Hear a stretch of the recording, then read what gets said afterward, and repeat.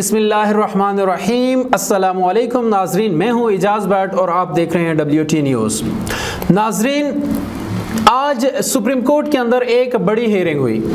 فیصلہ تو چونکہ پہلے دیا جا چکا تھا پنجاب الیکشنز کے حوالے سے، لیکن آج جو رپورٹس گورنمنٹ کی طرف سے اور اپوزیشن یعنی تحریک انصاف کی جانب سے جمع کروائی گئی سپریم کورٹ آف پاکستان کے اندر، ان رپورٹس کے اوپر آج تھوڑا سا بحث مباحثہ ہوا۔ تو چیف جسٹس آف پاکستان نے کہا کہ ہم نے آئین اور قانون کے مطابق فیصلہ کرنا ہے، ہم نے کوئی بھی حکم جاری نہیں کیا کہ یہ دونوں جماعتیں بیٹھیں اور درمیانی راستہ اختیار کریں۔ وہ الزام لگاتے رہے نا سپریم کورٹ آف پاکستان پہ، سپریم کورٹ دباؤ ڈال کر وہ ثالثی کا کر رہی ہے۔ انہوں نے کہا نہیں، ہم نے آئین کی حفاظت کے لیے حلف لیا ہوا ہے۔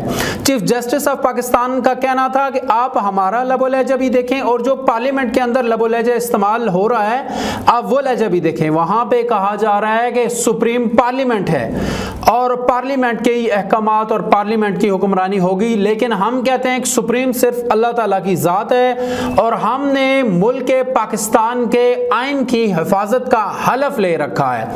تو وہاں پہ خواجہ سعد رفیق صاحب کو بھی بلایا گیا۔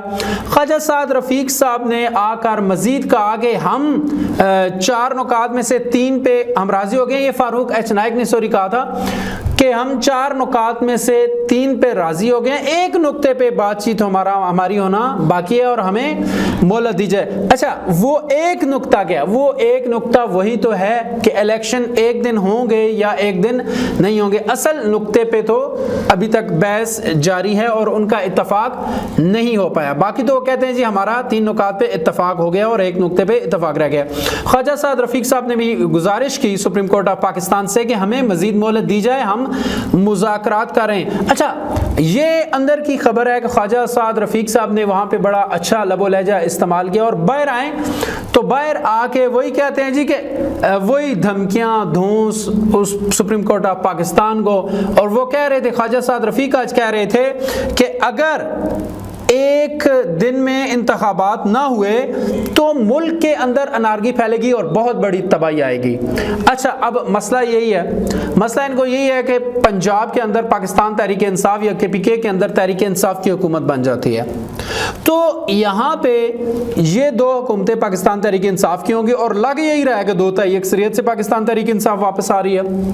اب ان کو ڈر یہ ہے کہ اگر ایک دن میں انتخابات نہ ہوئے تو چونکہ پنجاب کے اندر ایک بار پھر تبدیلی لے کر آ جائے گی یا KPK کے اندر تبدیلی لے کر آ جائے گی اور لوگ تو پہلے ان سے اکے ہوئے ہیں، تو پھر جب یہ تبدیلی آ گئی پنجاب یا KPK کے اندر، ساری مشینگری ان کے پاس ہوگی تو یہ مشینگری کو استعمال کر کے جو آنے والا قومی انتخاب ہوگا، قومی اسمبلی کا انتخاب ہوگا، اس میں ریگنگ کی جا سکتی ہے۔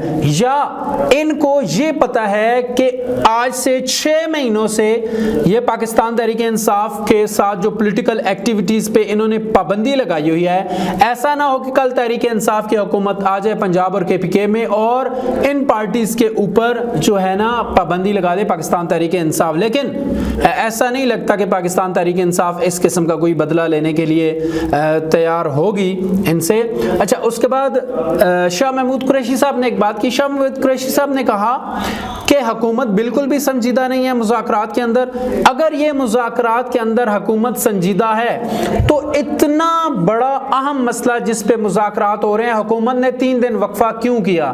انہوں نے 3 دن ضائع کیوں کیے؟ اگر یہ 3 دن ضائع نہ کرتے تو ہم کسی نتیجے پر پہنچ چکے ہوتے۔ لیکن شاہ محمود قریشی صاحب نے بعد میں پریس کانفرنس کرتے ہوئے کہا کہ مجھے یہی لگتا ہے، بلکہ ہماری پوری پارٹی کو یہی لگتا ہے کہ حکومت بالکل بھی سنجیدہ نہیں ہے۔ تو شاہ محمود قریشی صاحب نے آج پریس کانفرنس کرتے ہوئے کیا کہا؟ شاہ محمود قریشی کا کہنا ہے کہ بقول شاہد خاقان عباسی، یہ ایک بڑا زبردست قسم کا پوائنٹ ہے، وہ شاہد خاقان عباسی صاحب نے کہا تھا نا کہ آٹا جو فری آٹا تقسیم والی اسکیم تھی اس میں 20 ارب روپے کا غبن ہوا ہے، نہ کہ دیا گیا بلکہ غبن بھی 20 ارب روپے کا غبن ہوا۔ تو وہ شاہ محمود قریشی صاحب کہہ رہے ہیں کہ بقول شاہد خاقان عباسی مفت آٹا اسکیم میں 20 ارب کا غبن ہوا आटे में 20 अरब ज़ाया हुए लेकिन हुकूमत इलेक्शन के लिए 21 अरब नहीं दे सकती। सुप्रीम कोर्ट ऑफ पाकिस्तान के फैसले से नजर चुराने के बहाने में तफसीलात के मुताबिक वाइस चेयरमैन तहरीक इंसाफ शाह महमूद कुरैशी ने सुप्रीम कोर्ट में इंतखाबात एक साथ कराने के केस की समाअत के बाद मीडिया से गुफ्तगू करते हुए कहा कि पार्लियामेंट को दो जमातें अपनी सियासत की नजर कर रही हैं। दो जमातें मतलब पाकिस्तान मुस्लिम लीग नवाज और पाकिस्तान पीपल्स पार्टी।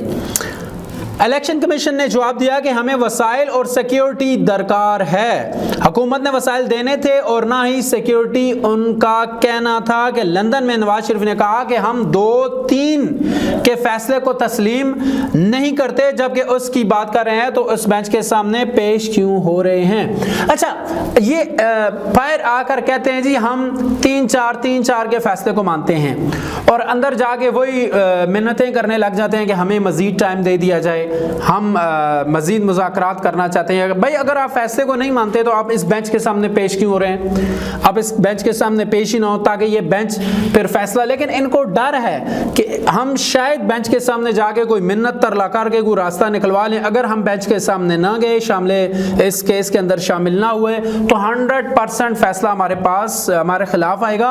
और आज चीफ जस्टिस ऑफ पाकिस्तान ने भी कहा कि हर तरह की कुर्बानी के लिए हम तैयार हैं, लेकिन होगा वही जो आइन कहता है, आइन के मुताबिक हमने सारे फैसले करने हैं। अच्छा, मजे की बात बताऊं, उधर सुप्रीम कोर्ट ऑफ पाकिस्तान कहती है कि आइन के मुताबिक फैसले हम करेंगे, उधर पार्लियामेंट कहती है कि हम आइन के मुताबिक फैसले करवाएंगे और आइन से तजावुज किसी को नहीं करने देंगे।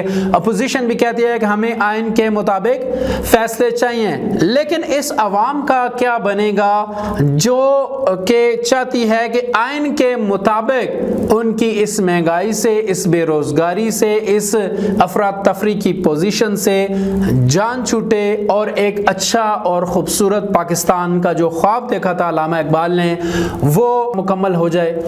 तो अब तक के लिए इतना ही। अपना ख्याल रखिएगा, अपने इस चैनल का भी। अल्लाह हाफ़िज़।